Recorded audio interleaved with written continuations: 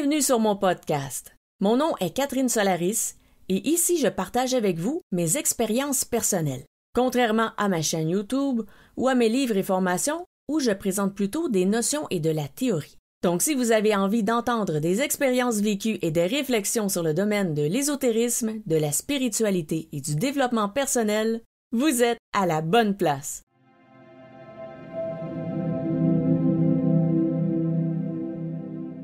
Dans cet épisode, je vais vous parler d'un recouvrement d'âme que j'ai fait avec un soin chamanique et les effets que ça m'a donné.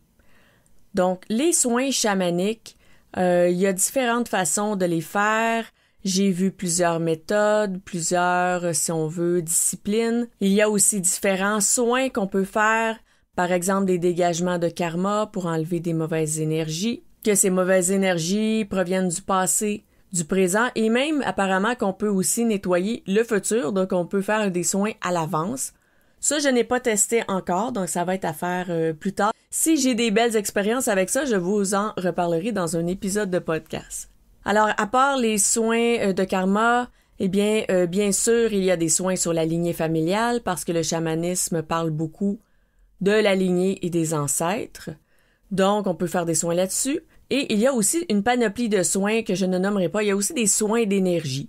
Donc, en Reiki, on en fait des soins d'énergie, mais en chamanisme aussi, on peut en faire. Et j'avais déjà aussi moi-même décidé de faire un soin de guérison avec la transe chamanique, même si c'était pas écrit dans mes notes de cours, donc la formation chamaniste que j'avais faite. Il y a plusieurs variantes du chamanisme. Donc, ayant vu ça, je me suis dit, je vais y aller avec aussi mon intuition. Je vais essayer et voir s'il y a des résultats. S'il y a des résultats, bien, c'est parce que ça fonctionne.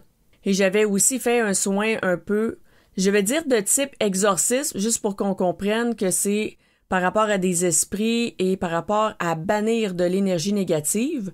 Mais on pourrait, utiliser un autre mot en disant une purification, sinon un bannissement des esprits, des mauvais esprits ou des mauvaises énergies. Donc ça, je l'ai fait par moi-même, par intuition. C'était pas dans les notes de cours. Et ça avait très bien fonctionné pour qu'est-ce que je voulais faire. Donc, ça a donné des bons résultats. Alors maintenant, ça fait partie de ma liste des possibilités des soins chamaniques. Mais entre autres, qu'est-ce qu'on entend souvent parler dans ces soins chamaniques? C'est le recouvrement d'âme. Et ça, c'est très particulier parce qu'en fait, pourquoi est-ce qu'on fait ça? C'est que dans notre passé, si à un moment ou un autre, on a vécu une situation très difficile, mais une situation vraiment, vraiment d'un niveau, là, quelque chose de très, très, très, très difficile à vivre, c'est possible, donc ça c'est la théorie chamanique, c'est possible qu'il y ait une partie de notre âme qui se sauve. Donc cette partie d'âme-là, elle n'est pas capable de faire face à cette situation-là, à ce vécu qui est trop intense, qui va souvent être un trauma, donc qui va souvent être un traumatisme, et quelque chose de très difficile à surmonter. Et donc, cette partie d'âme-là va peut-être se faire « Ah non, moi je peux pas », et elle se sauve. Et là, elle se sauve où? Elle se sauve dans l'astral terrestre, elle se sauve vers d'autres plans astraux, donc dans l'astral. Tout est possible, là. Ça, j'ai pas vraiment sondé complètement à savoir toutes les possibilités de ça parce que j'ai fait seulement quelques recouvrements d'âme, mais j'ai pas expérimenté à fond. Ça fait pas des années que je pratique le chamanisme. En fait, ça fait pas des années. Oui, ça fait des années, mais je veux dire, ça fait pas des dizaines d'années, plutôt, que je pratique le chamanisme. Donc, pour ce qui est du recouvrement d'âme, alors c'est ça. Donc, normalement, ce qu'on va faire, c'est qu'on va viser un événement du passé qui a été traumatique. Et là, on va demander à faire un recouvrement d'âme avec les esprits chamaniques. Et là, et ce qu'il faut préciser aussi qui est super, super important, et ça, dans les formations que j'ai suivies, les enseignantes le précisaient toujours, il faut être prêt à recevoir l'âme. Donc, le morceau d'âme qui est parti, qui s'est sauvé pour se protéger, pour sa survie, eh bien, il faut être prêt à récupérer cette part d'âme. Par exemple, je vais y aller avec l'exemple dont je vais vous parler. Alors moi, quand j'étais très jeune, je parlais tout le temps. J'étais toujours en train d'animer, si on veut, en train de faire des jeux avec les gens, les amis, tout ça, dire « Hey, on fait ça aujourd'hui! Est-ce qu'on essaie ce jeu? Est-ce que vous voulez faire ça avec moi? » Et là, j'inventais des jeux en plus constamment parce que j'ai un esprit très créatif. Donc, j'embarquais les gens dans mes trucs, je les motivais, je les amusais, je les divertissais, j'animais la récréation avec eux quand c'était au primaire. Et je parlais tout le temps. J'étais très déjeunée, j'adorais les gens, j'aimais ça parler et entretenir des liens sociaux. Mais il est arrivé un moment très, très spécifique où j'ai vécu ce qu'on appelle de l'intimidation. Et en anglais, on dit « bully ». Donc, j'ai eu une bully qui m'a intimidée durant une année au complet, une année scolaire complète. Et c'était très difficile à vivre parce qu'il y avait personne de mon côté. Donc, tout le reste de la classe ne m'aidait pas. La professeure, elle avait peur de cet élève. La direction, finalement, on a su aussi qu'elle avait pas peur de cet élève, mais avait peur de ses parents. Parce que ses parents, apparemment, étaient vraiment intenses et probablement dans des trucs un peu louches, un peu dangereux. Donc, il y avait personne pour m'aider et le parent qui s'occupait de moi s'occupait pas de moi non plus, de toute façon. Donc, c'était vraiment la pire situation. Donc, qu'est-ce qui est arrivé? C'est qu'après ça, j'ai arrêté de parler. Donc, dans les cours, ça c'était bien pour les professeurs parce qu'il n'y avait plus besoin de m'avertir d'arrêter de parler. Mais pour moi, ça faisait partie de ma personnalité. Et là, ça m'a été enlevé. Et après, ça m'a servi avec, donc, au primaire, ça s'est produit. Et au secondaire, ça m'a servi d'arrêter de parler parce que comme ça, je devenais un peu invisible et c'était une école qui était dangereuse. Donc, en n'attirant pas l'attention, ça diminue aussi le danger.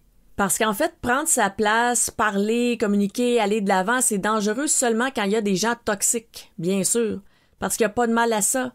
Aller au devant, se montrer, être transparente, montrer sa vraie personnalité. Il n'y a rien de plus beau que ça. J'adore, moi, quand je peux rencontrer des gens qui sont authentiques, qui sont vrais, réels, avec qui on peut avoir des discussions profondes, des discussions avec un sens, avec une profondeur, avec quelque chose qui va révéler leur personnalité, le fait qu'ils sont uniques au monde, le fait qu'il n'y a qu'une copie de cette personne, ça j'adore ça. Mais souvent les gens se cachent, on se camoufle, on dissimule notre personnalité, nos idées, nos opinions. Et même dans le domaine de l'ésotérisme comme là on est, même nos croyances, on va essayer de les cacher. Pourquoi? Parce qu'il y a des gens toxiques qui sont là et eux, ils nous pourrissent la vie. Plus ils ont d'informations, plus ils nous pourrissent la vie. Donc le fait de se mettre un peu en retrait, d'arrêter de parler, ça m'a quand même aidé dans cette école et même ces multiples écoles parce que j'avais fait 3 écoles secondaires, j'avais fait 3 écoles primaires, j'ai fait 3 secondaires. Donc ça m'a aidé dans ces multiples écoles à ne pas attirer encore du bullying, quoique j'en ai eu quand même, mais ça a été pas toute l'année comme ça s'était produit dans le passé. Et ensuite, c'était un gros problème pour faire, par exemple, une recherche d'emploi ou une recherche professionnelle ou d'études, parce que quand on n'a pas sa vraie personnalité, eh bien, ça sort pas dans les tests. Donc, on va faire un test pour s'orienter, mais là, ça sort tout sauf le social. Sauf que le social, ça a toujours été ma force. C'était qu'est-ce qui a toujours été le plus fort chez moi, à part artistique. L'art, ça a toujours été aussi assez puissant. Je dirais peut-être que l'art était plus puissant que le social, mais le social est supposé arriver en deuxième. Et dans les tests que je faisais, ça sortait pas. Mais ça sortait pas au point que le social sortait même en dernier de la liste. Donc la dernière chose sur la liste, c'était le social, ce qui fait aucun sens. Mais ça, c'est dû à un traumatisme, donc qui est arrivé par rapport à la bully. Donc tous ceux qui se sont fait intimider, je vous comprends, vous n'êtes pas seuls. Oui, c'est vrai que c'est difficile. Oui, c'est vrai que ça laisse des séquelles. Et oui, c'est vrai que probablement ou peut-être qu'il y a un besoin de faire des thérapies avec des psychologues et donc avec des personnes spécialisées, des professionnels. Là, pas du j'ai regardé des vidéos sur YouTube sur l'intimidation, là, pas ça. Là. De parler vraiment avec un professionnel qui est là pour nous écouter notre histoire et ensuite nous enligner. Parce que quand on regarde des vidéos YouTube, la personne n'écoute pas notre histoire. Là, on a un besoin de se confier aussi. C'est super important. Donc, je ferme la parenthèse par rapport à ça. C'est juste pour dire un petit mot à ceux qui en ont peut-être vécu d'intimidation que vous êtes pas seul. Oui, c'est difficile. Vous êtes très courageux de passer à travers tout ça. Et plus tard, n'hésitez pas à aller chercher les ressources dont vous avez besoin. Ça va vous libérer le plus vite possible. Et le plus vite possible, vous allez pouvoir passer à autre chose et vivre votre vie pleinement. Voilà. Donc moi, ce qui est arrivé, c'est que le chamanisme est arrivé quand même tardivement dans ma vie, donc fin trentaine, ce qui fait que toutes les thérapies que j'avais faites, on dirait qu'il manquait quelque chose. On dirait qu'il y avait un petit truc, j'arrivais pas encore à aller chercher.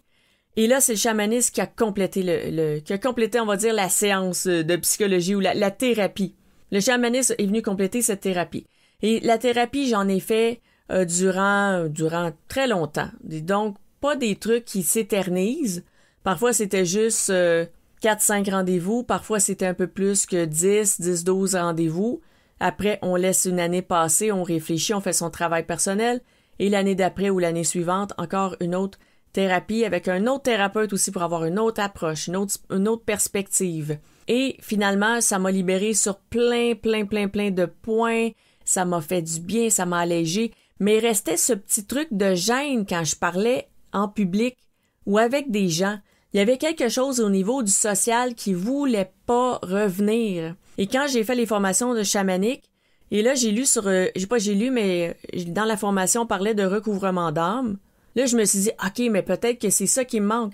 Il y a peut-être quelque chose dans l'énergie, il y a peut-être quelque chose d'ésotérique et non pas de psychologique et d'émotionnel qui est là et que je dois régler. Alors j'ai fait le soin de recouvrement d'âme. Et là, pour vous dire, moi, ma technique est super simple là, parce que je fais pas vraiment de transe chamanique comme on a appris dans le cours. Je suis pas capable de faire ça. Deuxièmement, ça m'intéresse peut-être pas tant d'utiliser cette méthode-là. Et ce qui arrive aussi, c'est que en ayant déjà des notions ésotériques avant de faire la formation, j'arrivais pas comme quelqu'un qui a jamais entendu parler de trucs d'énergie et qui se dit, ah, ok, il faut faire ça, comme ça, et ensuite telle étape. Moi, j'écoutais la professeure, je faisais, ah oui, ok, je comprends où elle veut en venir, mais moi, pour en arriver à ça, c'est pas comme ça que je vais procéder, je vais procéder autrement. Et je trouve que ça a été vraiment un véritable atout pour moi d'avoir déjà des notions avant de faire ces formations-là, parce qu'il y a plein de trucs qui ont expliqué que j'étais pas capable de faire, et il y a des gens qui m'ont confié avoir suivi des formations similaires qui sont pas capables de faire non plus. Donc, je m'explique un peu là-dessus et ensuite, je vais vous expliquer le résultat du soin. Alors, par rapport à la technique du soin, eh bien, c'est que les transes chamaniques, il y en a qui sont capables de les faire. Ils les font, ils voient plein de choses. Moi, je ne vois soit rien ou pas grand-chose.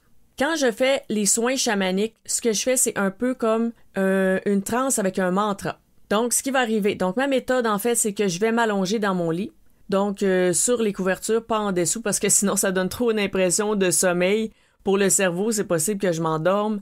C'est sûr que je peux m'endormir quand même si je suis très fatiguée, mais là, c'est pas le but. Je m'allonge sur les couvertures et là, je mets mon techno. Parce que juste un beat chamanique, boum, boum, boum, boum, je suis pas capable d'écouter ça. C'est impossible pour moi, je peux pas. Mais j'écoute déjà du techno et j'aime ça le techno. Mais je vais écouter normalement du techno plus mélodique. Mais là, quand je fais la transe chamanique, j'en profite pour écouter du techno qui est plus répétitif. Donc, il va être plus redondant et que j'écouterai peut-être pas normalement parce que je vais aimer un peu plus la mélodie. Mais là, c'est le techno parfait pour faire des transes chamaniques. Alors, je mets le techno.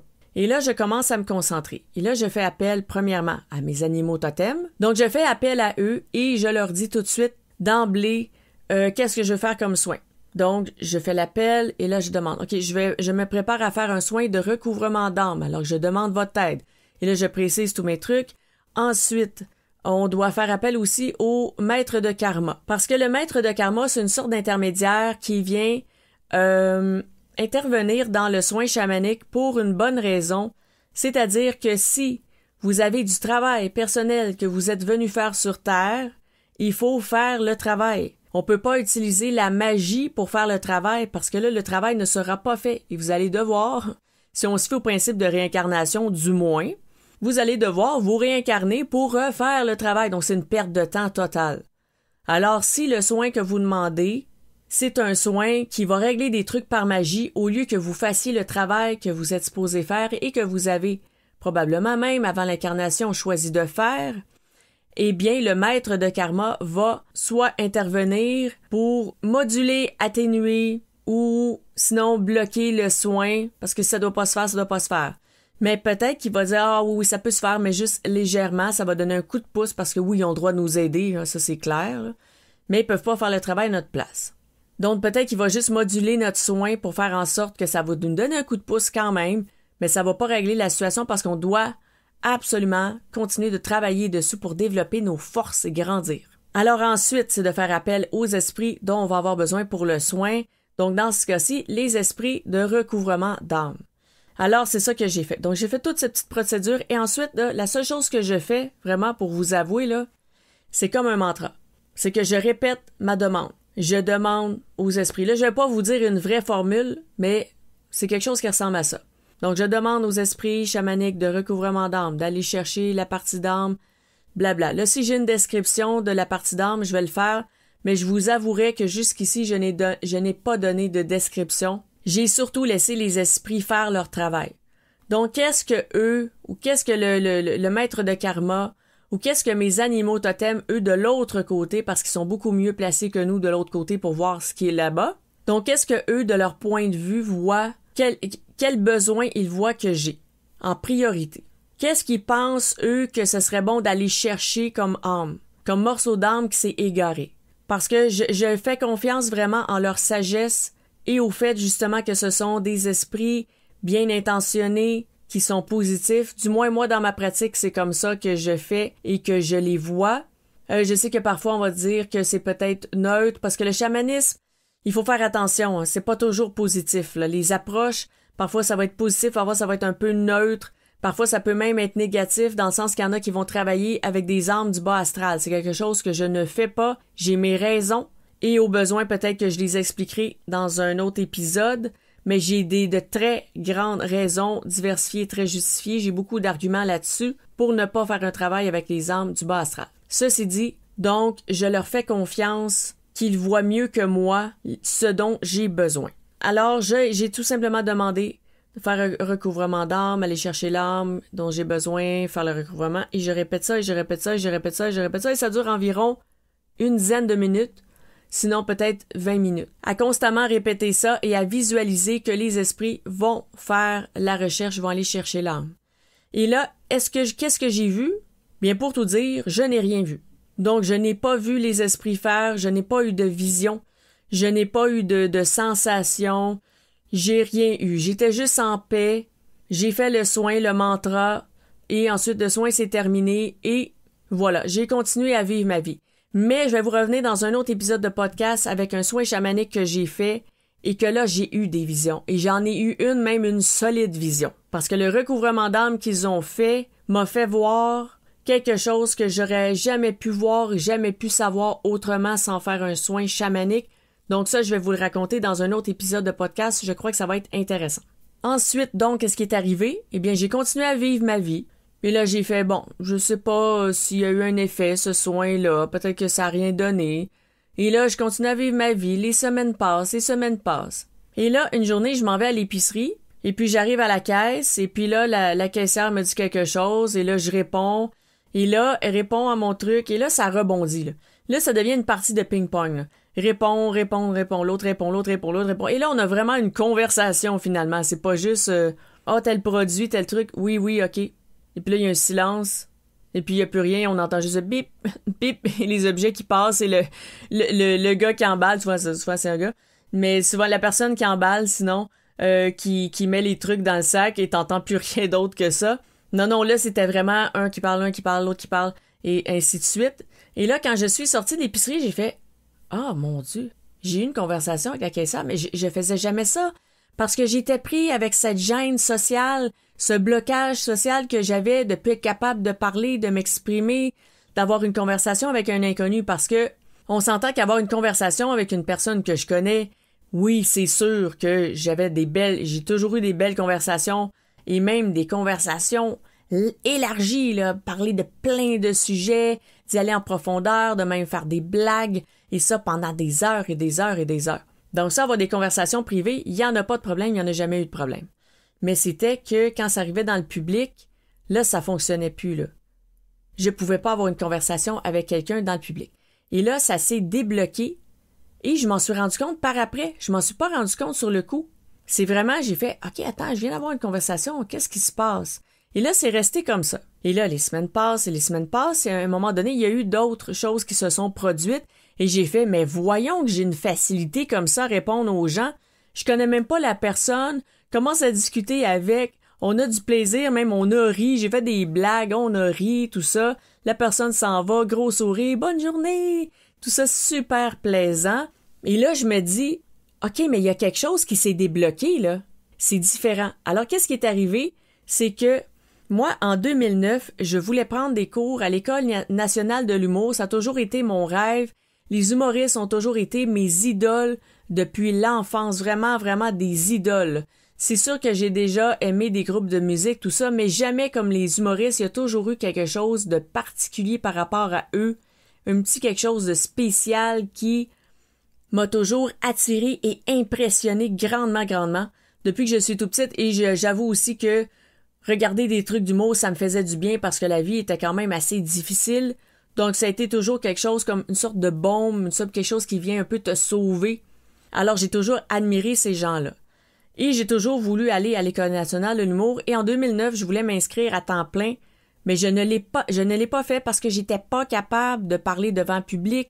J'avais ce blocage-là social qui était intense, mais à un point, un niveau, c'était démesuré. Parce que j'avais été chez, ça s'appelle les Toastmasters, et c'est une place qui est faite exprès pour pratiquer à faire des discours devant le public, et j'ai été là pendant plusieurs mois, et à chaque fois c'était un stress, je pensais que le cœur allait me lâcher, et là je me suis dit, je peux pas me faire vivre ça moi-même par choix, j'ai décidé d'aller là, je suis pas obligée d'aller là.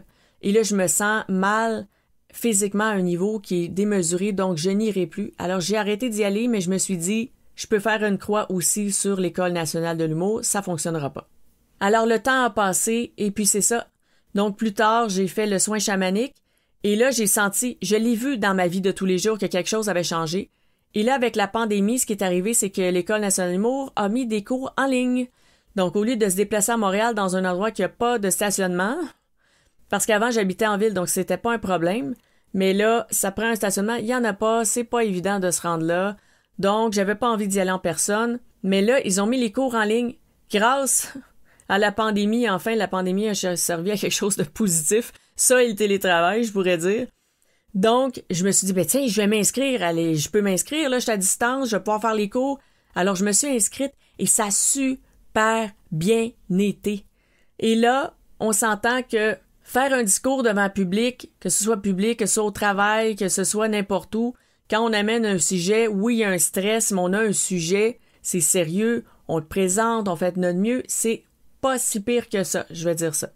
Mais arriver sur une scène pour dire des blagues qu'on sait même pas si les gens vont rire ou vont faire « Ah, ben non, franchement », c'est très risqué, c'est beaucoup, beaucoup plus risqué, c'est beaucoup plus de se mettre au devant, de se mettre à risque, de se mettre, c'est ça, en danger d'avoir l'air folle, d'avoir l'air stupide. Parce que là, on s'en va pas là avec un discours intelligent, on s'en va là avec un discours stupide, donc c'est facile d'avoir l'air stupide. Parce que la ligne entre les gens rient ou trouvent que ce qu'on a dit vraiment ennuyant, c'est très, très, très facile là d'être ennuyant. Donc, c'est ça, c'est quelque chose qui est très difficile. Alors, c'est comme si je me suis lancée dans le domaine d'expression qui est parmi les plus difficiles et ça a super bien été. Et à partir de là, j'ai compris que c'était réglé. Donc, le problème de bullying, le problème de l'intimidatrice, le problème d'avoir perdu cette partie d'âme, c'était définitivement réglé.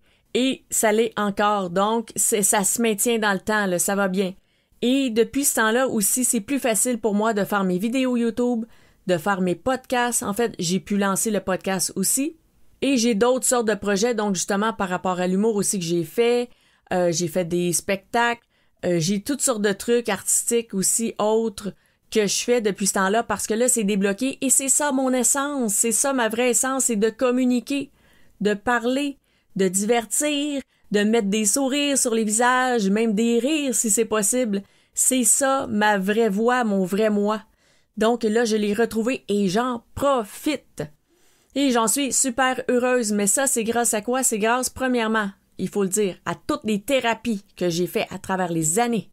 Parce que je ne pense pas qu'avoir fait le recouvrement d'âme, je pense pas que mon maître de karma aurait laissé passer ça. Parce que là, ça aurait été de régler un problème par magie, mais il faut faire du travail. Mais le travail, je l'avais déjà fait. Donc, de ce côté-là, il n'y avait pas de problème de dire, ben non, t'as pas fait ton travail, tu peux pas avoir ton âme, là. Je l'ai fait le travail. Et aussi l'autre aspect du fait qu'il faut être prêt à recevoir l'âme, eh bien, j'étais prête, là. Parce que là, je suis adulte, je suis responsable de mes trucs, je sais mettre mes limites. Et là, j'étais prête à retrouver cette âme-là parce que là, s'il arrive quelque chose dans le social, qu'une personne qui essaie d'intimider, faire des commentaires, je suis beaucoup plus apte à faire face à ça que je l'étais lorsque j'étais jeune enfant ou ado, bien sûr. Il y a de la maturité, il y a de l'expérience qui est là. Il y a de la réflexion aussi qui est là. Et il y a aussi le fait d'être capable de comprendre les toxiques un peu, comment est-ce qu'ils fonctionnent, et parfois de pas tomber dans leur piège. Parce qu'à force de les connaître, on fait « OK, non, ça c'est juste une tactique pour que je dise ça, que je réagisse comme ça, et je ne tomberai pas dans le piège. » Donc tout ça, ça aide. Et là, l'âme, elle peut revenir parce qu'elle n'est pas en danger. Je la protège. Alors voilà, c'est un épisode qui était quand même assez long. Alors je vais terminer ici et je vais vous reparler donc dans un autre épisode de podcast de l'autre expérience chamanique que j'ai faite et qui avait, là j'avais eu des visions et il y avait eu aussi un bon résultat. Alors je vais vous reparler de ça une autre fois, mais pour cet épisode, c'est ce qui conclut. Alors je vous dis à la prochaine!